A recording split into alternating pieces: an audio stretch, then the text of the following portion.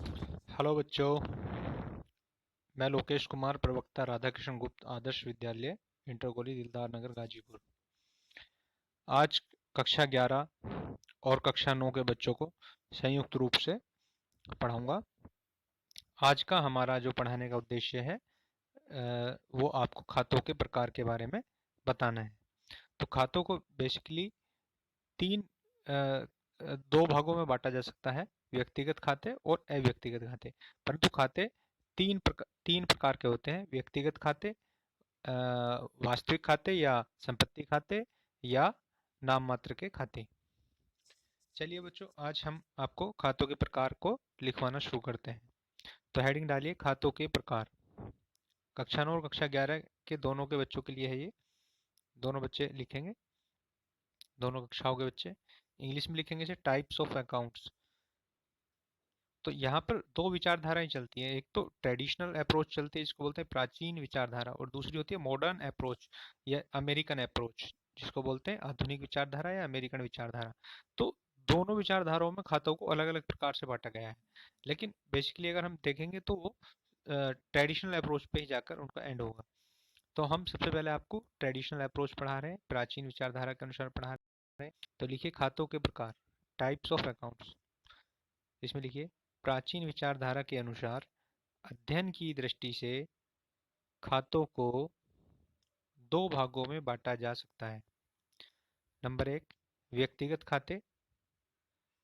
कोष्ठ में लिखेंगे बच्चे पर्सनल अकाउंट।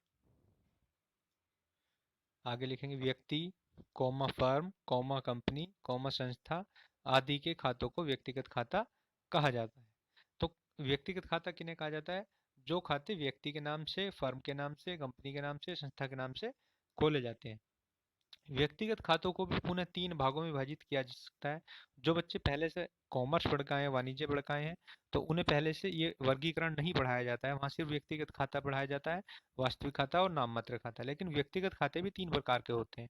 आप देखिए, तो इसमें व्यक्तिगत खातों को भी तीन भागों में बांटा जा सकता है, या व्यक्तिगत खातों को भी तीन वर्गों में विभाजित किया जा सकता है। नंबर एक, प्राकृतिक व्यक्तिगत खाते, जिसे बोलते हैं नेचुरल पर्सनल अकाउंट।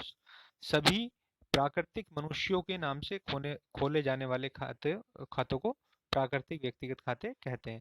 तो नेचुरल पर्सनल अकाउंट्स, जैसे कि पता चल रहा है कि नेचुरल पर्सन कौन होते हैं?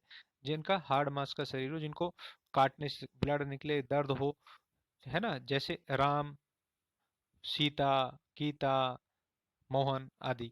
तो इसमें लिखेंगे बच्चे, सभी प्राकृतिक मनुष्यों के नाम से खोले जाने वाले खातों को प्राकृतिक व्यक्तिगत खाते कहते हैं, जैसे राम का खाता, सीमा का खाता आदि। नंबर दो, कृत्रिम व्यक्तिगत खाते, आर्टिफिशियल पर्सनल अकाउंट। जो ये कैसे खाते होते हैं? जो वास्तव में कोई व्यक्ति नहीं होते, लेकिन इनको व्यक्ति मान लिया जाता है, क्योंकि इनका रजिस्ट्रेशन या इनका जो जन्म होता है वो किसी कानून के द्वारा होता है। कोई कोई कानून इन पर लागू होगा तो उसका जन्म होगा। जैसे फर्म की बात करते हैं तो फर्म एवं सोसाइटी एक्ट लगता है, और कंपनी कंपनी है तो उस पर कंपनीज एक्ट 2013। इस तरह से अब उनका अपना कोई ना कोई एक्ट होगा जिसके तहत इनका जन्म होगा। तो कृत्रिम व्यक्तिगत खाते क्या होंगे? Artificial personal account. लिखिए, फर्म, कॉमा, कंपनी और संस्थाओं के नाम से खोले जाने वाले सभी खाते कृत्रिम व्यक्तिगत खाते कहलाते हैं। जैसे पंजाब नेशनल बैंक का खाता, रिलायंस इंडस्ट्री लिमिटेड का खाता, राम एंड श्याम कंपनी का खाता। तो यहाँ पर रिलायंस इंडस्ट्री लिमिटेड ये कंपनी है, पंजाब नेशनल बैंक खाता ये एक संस्था है, और राम एंड श्याम कंपनी ये फर्म का एग्जाम्पल है।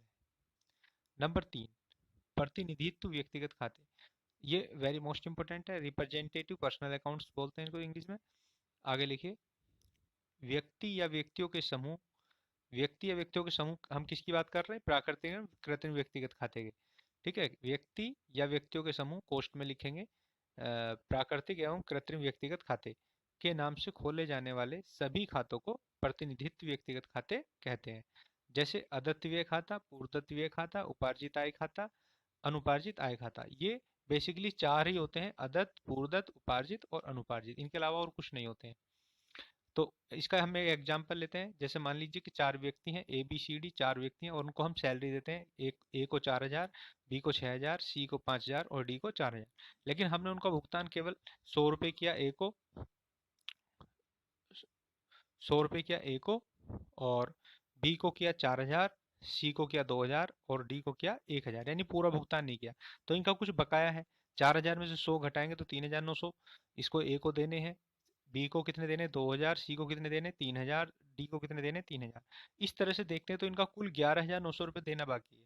तो इन सभी के लिए अलग अलग A B C D 4 account ना खोल के इसका टोटल लगा लेंगे एक समरी बनाने के बाद में, और इस टोटल से ही पूरा एक अकाउंट खोल दिया जाएगा जिसका नाम होगा अदत्त वेतन खाता, जिसको बोलते हैं इंग्लिश में आउटस्टैंडिंग सैलरी अकाउंट। तो इस प्रकार इस एग्जाम्पल को नोट करने के बाद में, इस एग्जाम्पल को नोट करेंगे बच्चे, और उसके बाद में लिखेंगे, इस प्रकार लेखा पुस्तकों में कुल अदत्त वेतन अर्थात कुल बकाया वेतन ₹11,900 के लिए केवल एक खाता खोला जाएगा जिसका नाम अदत्त वेतन खाता यानी आउटस्टैंडिंग सैलरी अकाउंट होगा। इसमें एक नोट लिखेंगे, वेरी मोस्ट इंपोर्टेंट नोट है, प्राकृतिक व्यक्तिगत खातों एवं प्रतिनिधि व्यक्तिगत खातों के नाम के साथ अकाउंट शब्द नहीं लगाते हैं। नंबर 2, अव्यक्तिगत खाते। अब अव्यक्तिगत खाते क्या होते हैं? Impersonal account. तो व्यक्तिगत खातों को अगर हम छोड़ दें तो बाकी जितने भी खाते बचे वो सब अव्यक्तिगत खाते हैं। तो इसमें लिखेंगे अव्यक्तिगत खातों को छोड़कर अन्य सभी खाते अव्यक्तिगत खाते कहलाते हैं, और अव्यक्तिगत खातों को भी दो भागों में बांटा जा सकता है। नंबर 1, वास्तविक या संपत्ति खाते, रियल और एसेट्स अकाउंट। सभी संपत्तियों के नाम से, चाहे संपत्ति मूर्त हो या मूर्त, खोले जाने वाले खातों को वास्तविक या संपत्ति खाते कहते हैं, जैसे भवन खाता, मशीन खाता, फर्नीचर खाता, ख्याति खाता, कॉपीराइट खाता, लाइसेंस खाता आदि। नोट, यहाँ पे नोट लिखेंगे, यह मूर्त संपत्तियों से आशय उन संपत्तियों से है जिन्हें छुआ और देखा जा सकता है, जैसे भवन, मोटर कार आदि, जिनको हम छू भी सकते हैं और देख भी सकते हैं। नंबर 2, यहाँ अमूर्त संपत्तियों से आशय उन सभी संपत्तियों से है जिन्हें न तो देखा जा सकता है और न ही छुआ जा सकता है, जैसे ख्याति, ट्रेडमार्क, लाइसेंस, अधिकार या कॉपीराइट या पेटेंट। इनको हम ना तो छू सकते ना देख सकते, लेकिन इनकी एक डेफिनिट वैल्यू होती है, इनकी कोई ना कोई एक निश्चित मूल्य होता है। तो जब भी हम व्यापार सेल करते हैं तो इनको हम सेल कर सकते हैं जैसे दूसरी संपत्तियों को सेल करते हैं। ठीक है। नंबर 2 लिखेंगे अवास्तविक या नाम मात्र के खाते। तो इसमें इसको इंग्लिश में बोलते हैं नॉमिनल अकाउंट। इसमें लिखेंगे सभी खर्चों एवं हानियों एवं सभी आय एवं लाभों के नाम से खोले जाने वाले खाते अवास्तविक तथा अवास्तविक अथवा नाम मात्र के खाते कहलाते हैं। आय व्यय से संबंधित होने के कारण इन खातों को आय व्यय खाते भी कहा जाता है। इन खातों को वर्ष के अंत में व्यापार एवं लाभानी खाते में हस्तांतरित करके समाप्त कर दिया जाता है। अगले वर्ष इन खातों को पुनः खोला जाता है। उदाहरण के तौर पर जैसे कि मजदूरी खाता, ब्याज प्राप्त खाता, वेतन खाता आदि। तो हमने देखा यहाँ पे खातों के जो प्रकार हैं वो 3 प्रकार के खाते हुए, व्यक्तिगत खाते, वास्तविक खाते या संपत्ति खाते। नंबर 3, नाम मात्र के खाते। तो नंबर 1 व्यक्तिगत, नंबर 2 वास्तविक और नंबर 3 नाम मात्र के खाते। तो बच्चों ये यहाँ से देख के आप नोट कर लेना खातों के प्रकार। ये मैं छोड़ देता हूँ थोड़ी देर के लिए।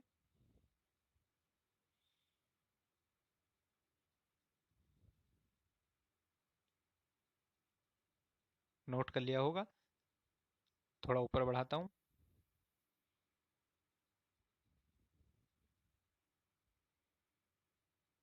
ये भी नोट कर लिया होगा। थोड़ा सा और ऊपर बढ़ा देता हूँ।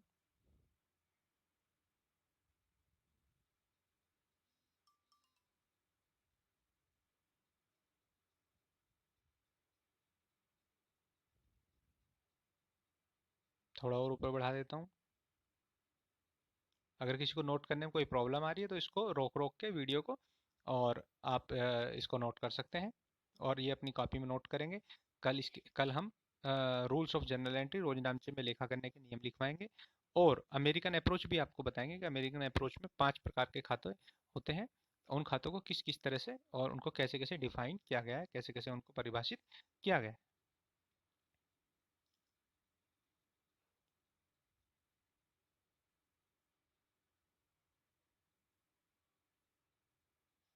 ये नोट कर लेंगे। नोट हो गया होगा। थोड़ा और ऊपर लेके जाता हूँ। ये नोट कर लेंगे। थोड़ा और ऊपर लेके जाता हूँ।